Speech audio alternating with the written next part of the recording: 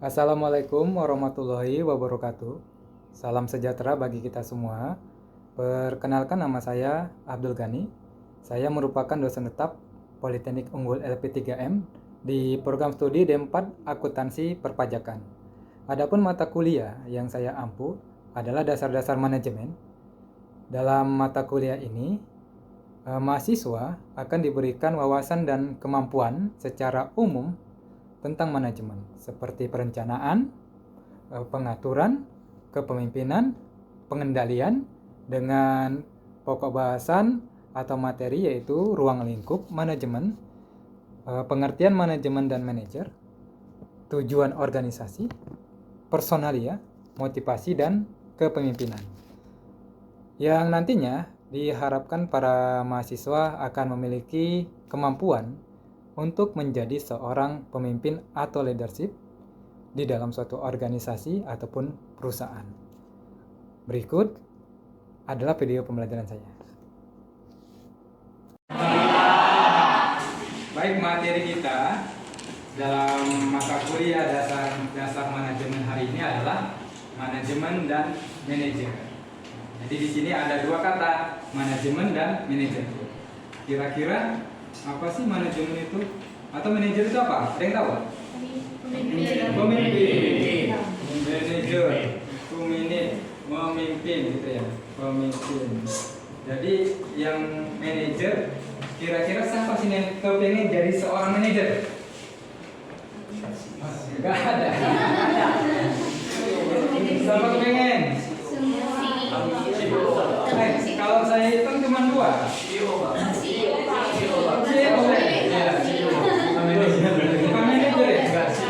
Kalau bos sama jadi bos. Bos muda. Bos gitu ya. Sama jadi bos. CEO Pak, harga mati. CEO Pak. CEO ya? Iya, CEO. Nah, jadi kalau kalian bilang manajer mau jadi CEO gitu kan di satu instansi pemerintah, ini salah satu dari manajer atau manajemen. Jadi manajer tuh nanti kita akan bicara ada 3 tingkatan manajemen atau tingkatan manajer. Nah, jadi intinya dari manajer ini adalah memimpin, leader. Dia adalah seorang leader. Nah, jadi kalau kalian ingin menjadi seorang leader, kalian harus bisa manajemen. Makanya kita belajar bagaimana caranya memanajemen dan menjadi seorang leader. Kita lanjut ke slide selanjutnya. Lihat di sini, ini adalah pengertian dari manajemen dan manajer. Manajemen proses penggunaan sumber daya organisasi untuk mencapai tujuan organisasi. Itu bisa lewat perencanaan, pengorganisasian, pengarahan, juga pengendalian. Kalau manajer adalah orang yang bertanggung jawab. Nah, jadi kalau manajemen itu adalah penggunaan sumber daya, manajernya orang yang di dalam manajemen itu. Jadi bagaimana perusahaan tersebut bisa top, bisa berjalan terus, eksis terus, salah satunya adalah pengolahan manajemen yang bagus. Kalau kalian punya usaha tetapi tidak diiringi dengan manajemen yang baik, itu bagaimana? Misalnya kalian punya usaha ayam potong, tahu nggak ayam potong?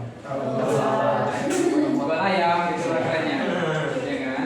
Jadi penjualan ayam kalian itu ramai, banyak yang ngantri.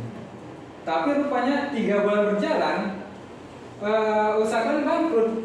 Kira-kira apa kejadian? Kita lihat secara visual ramai, habis terus gitu kan. Dari pagi sampai sore jualannya habis semua. Rupanya 3 bulan kemudian usahanya bangkrut.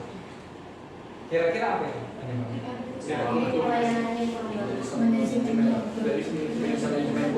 Manajemen keuangan. Ada yang bilang pelayanan, ada yang ayamnya kurang bagus mungkin, enggak ya? Enggak ya? Ya. Jadi ini bisa diartikan manajemennya kurang baik atau kurang bagus. Kenapa bisa seperti itu? Bisa tadi kawannya bilang karena manajemen keuangannya kurang Pak. Ya, karena dia belum menguasai tentang manajemen keuangan atau dalam manajemen bisnisnya. Jadi bisa jadi waktu dia buka usaha yang baru langsung diminati masyarakat, omsetnya terus banyak meningkat. Yang terjadi adalah gaya hidupnya juga meningkat. Jadi antara laba dengan biaya modal itu dia nggak tahu. Jadi berapa penghasilan dia hari ini dihabiskan, sehingga yang terjadi adalah modalnya nggak ada lagi untuk periode-periode atau minggu berikutnya. Jadi nggak berputar dia fungsinya. Nah, jadi misalnya terkejut dia menjadi orang kaya baru karena ayamnya laku keras gitu. Rupanya beli ini beli itu pakai paylater segala macam. Rupanya pas dihitung lebih besar utangnya daripada penghasilan. Yang terjadi adalah usahanya nggak akan jalan. Itu dia menyebabkan usaha tersebut tidak bertahan lama. Makanya kafe-kafe di pinggir jalan biarpun dia bagus, mentren gitu. Tapi kalau nggak ada manajemen yang baik di dalamnya, bisa jadi seminggu 3 bulan ataupun beberapa bulan kemudian akan ditinggali secara laba-laba. Oke, inilah intinya adalah manajemen penggunaan sumber daya, kemudian manajer adalah orang yang bertanggung jawab atau orang yang ada di dalam manajemen tersebut. Jadi yang harus dilakukan adalah manajemen itu harus efektif dan efisien. Apa kira-kira manajemen yang efektif dan efisien? Ada yang tahu? Kalau nggak ada, kita cari tahu.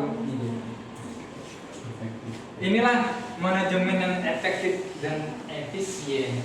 Jadi segala pekerjaan dalam perusahaan juga harus ada efektif dan efisien. Efektif apa?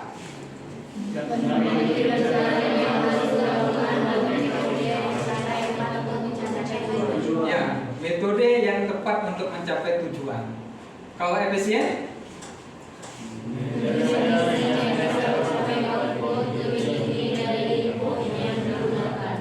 Intinya dia harus bisa mendapatkan penghasilan yang lebih besar.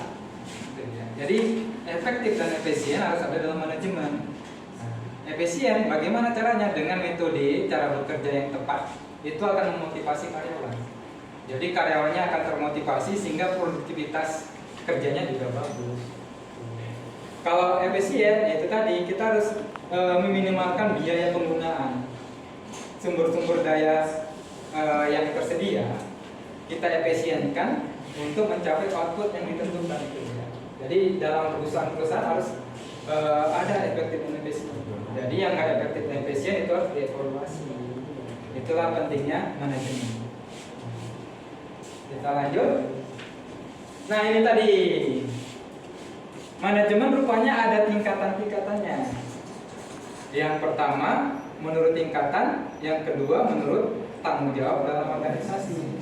Jadi kalau kalian dulu pernah belajar ada tingkatan manajemen, inilah dia.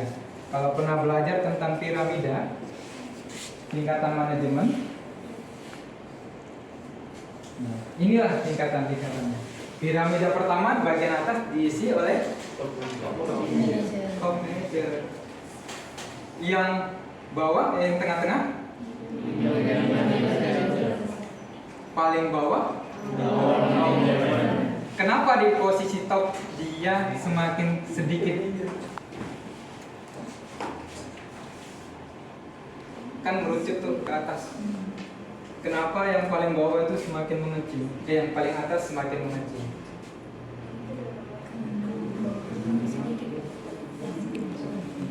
Ada yang tahu? Oke, kita perhatikan. Siapa orang-orang di posisi top? Iya, ini CEO-nya. Yang tadi kalian bicarakan pengen jadi CEO, ini lagi top manager. Yang kedua?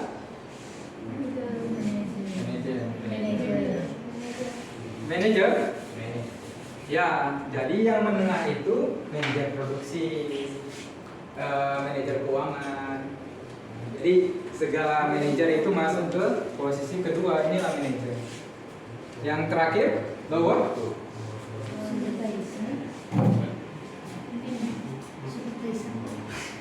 Siapa?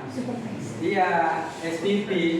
Kalau zaman VOC dulu namanya mandor. Jadi kita malas sedikit ya kan, dipukul. Inilah ya. Jadi tingkatan-tingkatan dari manajemen atau manajer itu ada posisi top, middle, dan lower. Jadi di posisi inilah tingkatan dari manajemen itu sendiri. Inilah tingkatan dari seorang manajer. Sehingga suatu hari pada saat kalian di posisi paling atas top, maka kalian bisa istilahnya memotivasi yang bawah, middle manager dan lower manager. Sama-sama manajer loh, tetapi porsinya berbeda. Makanya posisi atas itu cuma sedikit orangnya, cuma satunya CEO atau cuma satunya bos besar gitu ya. Jadi nggak usah banyak-banyak, dialah yang mengarahkan kita, dialah yang merencanakan gitu. Selanjutnya ada posisi manajer, ada beberapa gitu, produksi, kemudian manajer keuangan, manajer gudang gitu kan. Nah, jadi di sini diisi oleh manajer yang membawahi STP-nya masing-masing. Nah, jadi semakin dia ke bawah, maka semakin banyak yang harus istilahnya dikendalikan ataupun dimotivasi dan lain sebagainya. Itulah dari tingkatan manajemen. Ini dia. Top fungsinya adalah merencanakan. Ada yang top itu fungsinya merencanakan, kemudian di middle dialah yang mengendalikan. Jadi yang top itu ngelamun aja kerjanya. Penerima yang ngelamun, karena dia ngelamun itu memikirkan bagaimana caranya perusahaan tersebut bisa bertahan dan bersaing gitu. Itu di posisi tingkat atas. Yang pengendaliannya ada di middle, kemudian operasionalnya ini ada di low. Itu dia tingkatan. Nah, manajemen rupanya juga ada fungsinya, tetapi hanya 4 di sini yang saya jelaskan. Yang pertama adalah planning, organizing, executing, dengan controlling atau pengendalian. Inilah fungsi manajemen. Jadi dimanapun kalian berada, fungsi ini pasti ada dalam manajemen. Ada namanya planning, perencanaan. Ada organizing, perorganisasian. Kemudian diarahkan dia kemana, kemudian dikendalikan. Jadi manajemen itu berbicara bagaimana caranya mencapai tujuan yang telah disepakati. Gimana caranya? Dengan inilah salah satunya, rencana dulu. Jadi perusahaan itu merencanakan sesuatu, misalnya produk baru, itu istilahnya nggak 1-2 hari. Mereka ada uji coba sampel segala macam, baru buat produk baru. Makanya kalau kalian dulu pernah dengar tidak Aqua rasa jeruk? Belum pernah beli. Pernah beli baru lahir. Ya dulu merek Aqua itu pernah berinovasi. Dia bukan menjual air putih saja. Jadi inovasinya mereka jual rasa seperti rasa jeruk, strawberry, sisa. Iya, jadi kenapa sekarang nggak terdengar? Iya, karena nggak laku, jadi nggak dilanjutkan. Kenapa seperti itu? Karena itu tadi, rupanya dia menjual rasa-rasa tersebut, airnya tetap putih gitu, isinya tetap putih sama kayak air mineral. Nah, makanya sekarang kita lihat bahwasanya ada kemasan Fanta yang warna merah, warna hijau, ataupun fruity, warna kuning segala macam. Nah itulah yang mereka lihat dari kegagalan Aqua tadi. Tapi mereka mencoba merencanakan untuk berinovasi. Itu harus ada dalam setiap perusahaan. Biarpun perusahaan tersebut gagal dalam berinovasi, tapi harus ada. Atau kalian pernah lihat Fanta rasa rujak? Pernah beli? Pernah ya. Jadi kalian lari-lari kan, panasan kausan, bang beli Fanta rasa rujak, kalian minum lah ya kan, seger. Malah enggak ya. Nah, tapi kenapa dia tahu itu nggak segar, tapi kenapa harus dijual? Karena harus ada namanya inovasi. Itulah prinsip perencanaan tadi. Nah, dari produksi kita berbicara ya. Nah, selanjutnya ada organisasinya. Nah, itulah ditentukan organisasinya, kemudian diarahkan mau kemana. Misalnya dalam bisnis dia simpelnya atau produknya mau dijual di mana, masyarakat kelas atas, menengah atau kelas bawah, kemudian ada dikendalikan. Harus. Coba kalian lihat tukang angkut keliling, pernah nggak yang naik sepeda? Nah, biasa kan ada itu yang nggak naik sepeda, atau ada yang bajunya sedikit beda, bukan merah, pakai topi, ya kan? Nah, ini merupakan pengendalinya, kontrolingnya. Dialah yang melihat apakah penjualan tersebut bisa dilakukan di sini. Nah, itulah dari fungsi manajemen secara umum. Ini dia perencanaan. Jadi perencanaan kegiatan menetapkan tujuan organisasi, kemudian pengorganisasian adalah mengkoordinir sumber daya, kemudian pengarahan, memberi pengarahan, mempengaruhi orang lain, motivasi juga. Kendalikan adalah kegiatan yang bertujuan untuk melihat apakah kegiatannya sesuai dengan yang sudah ditetapkan. Itulah fungsi manajemen. Ingat ya, fungsi manajemen perencanaan, organisasi, pengarahan dan pengendalian. Ini tugas seorang manajer. Jadi pada saat kalian nanti suatu hari someday menjadi seorang leader atau pemimpin, tugas kalian memimpin bawahan kalian. Kemudian kalian arahkan, selanjutnya kalian awasi. Karena kalau nggak kalian awasi, nggak akan bisa. Karena adanya kesempatan dalam kesempitan. Oke. Bab terakhir, terima kasih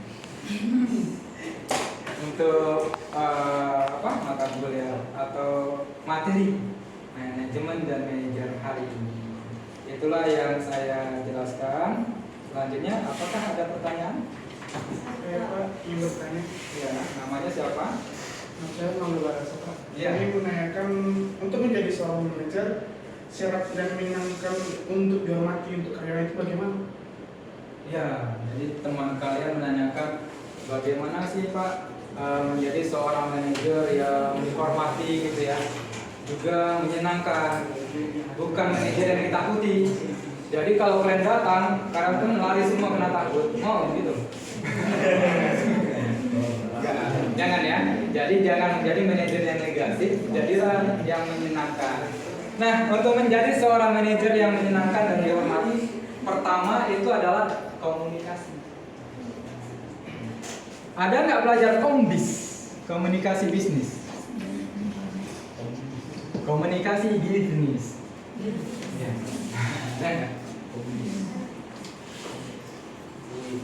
Belum ya? Nanti kalian akan belajar komunikasi bisnis. Tapi yang pertama adalah komunikasi. Jadi kalau kita tidak rajin berkomunikasi dengan bawahan kita, maka kita itu bisa bilang capnya bapak ini nggak pernah tanya-tanya kami, sombong kali, negor pun enggak. Padahal ada nundur-nundur. Nah, jadi yang penting adalah komunikasi. Nah, kalau komunikasi kita sudah dua arah, ya, ada feedback timbal balik, kemudian ada juga masukan, nah itu akan lebih bagus. Yang kedua itu tadi, kita berani terima masukan. Jadi misalnya karyawan mengeluh, gajiannya telat, jadi kalian jawab apa? Itu kan masalah lo gitu, jangan ya. Masalah. Nah jangan, karena kita seorang pemimpin, kita yang bertanggung jawab kepada bawahannya. Jadi jika ada kendala seperti itu ya kita bilang, kita semangati, kita motivasi karyawan. Pasti gaji akan dibayar, tapi tetap semangat. Nah yang ketiga adalah percaya diri. Percaya diri. Contoh, usia 25 tahun, rupanya kalian menjadi seorang manajer. Bawahan kalian usianya 40 tahun. Udah tua semua. Apa yang kalian lakukan? Ya, intinya adalah percaya diri. Bahwasanya kita lah yang istilahnya motivasi dan mengatur mereka gitu. Kita yang diangkat manajer berarti kita punya tanggung jawab lebih. Jadi kalau kita nggak percaya diri, pasti yang senior itu ya gimana? Bisa aja kita nanti dikendalikan oleh senior yang bawahan kita gitu ya. Nah, jadi intinya adalah percaya diri. Jadi pertama komunikasi, yang kedua terima masukan, yang terakhir itu adalah percaya diri kepada diri sendiri. Nah, selanjutnya terserah Anda. Nah, itulah dari apa ya yang dirahmati dan menyenangkan, kira-kira seperti itu. Ya bagus pertanyaannya. Silakan, ada lagi? Bagaimana sih membentuk tim manajemen yang solid? Tim manajemen, ya. Jadi teman-teman menanyakan bagaimana caranya membentuk sebuah tim manajemen yang solid, yang bagus. Pasti cita-cita kita kalau ada perusahaan, ada organisasi, pasti ingin punya tim yang bagus dan solid. Gitu ya. Tapi yang pertama untuk membuat tim solid, yang pertama adalah ini tentang perekrutan karyawan. Ini yang pertama. Jadi usahakan kita harus merekrut karyawan yang tepat, yang sesuai dengan bidangnya. Dan pula kalian ingin merekrut staf IT, rupanya yang kalian terima sarjana pertanian. Bisa nggak tuh staf IT? Bisa, nggak masalah kan? Sudah punya relasi gitu ya. Tetapi dia nggak akan bisa mengerjakan sesuai sistem prosedur. Posisinya bisa diisi oleh dia, tetapi staf IT tersebut, sarjana pertanian tersebut harus belajar IT dulu, sehingga waktu kita itu lebih banyak mengajari dia daripada untuk produktivitas karyawan. Jadi perekrutan itu nomor satu, yang harus istilahnya ada penyeleksian bagaimana karyawan tersebut masuk atau bekerja di perusahaan kita. Nah, kemudian ini adalah motivasi. Kalian termotivasi kuliah pertama apa? Ingin punya? Motivasi datang hari ini apa? Ketemu Pak Gani.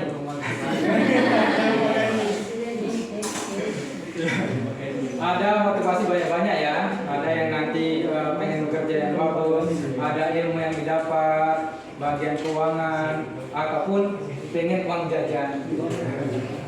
Nah, begitu juga dengan karyawan, mereka harus dimotivasi. Kalau misalnya dia produktivitasnya tinggi, nggak ada salahnya kita kasih reward. Reward itu apa? Bisa hadiah, bonus gitu ya. Bisa juga cendera mata, kenang-kenangan, foto bersama Pak bisa. Tapi reward ya benar, itu adalah penghargaan itu, penghargaan yang harus dilakukan atau diberikan. Jadi pertama kita buat perekrutan, kemudian kita buat motivasi. Yang ketiga itu bisa komunikasi ya, sama ya komunikasi. Jadi komunikasi itu penting, makanya ada mata jurusan komunikasi gitu istilahnya. Dan ada mata kuliah komunikasi bisnis. Nah perannya itu tadi dalam manajemen untuk meningkatkan kepercayaan diri, kemudian untuk membuat manajemen itu bagus dan sebagainya. Jadi itulah dia. Jawabannya jelas? Ya, terima kasih. Terima kasih. Ya, pertanyaan bagus. Ada lagi? Silakan.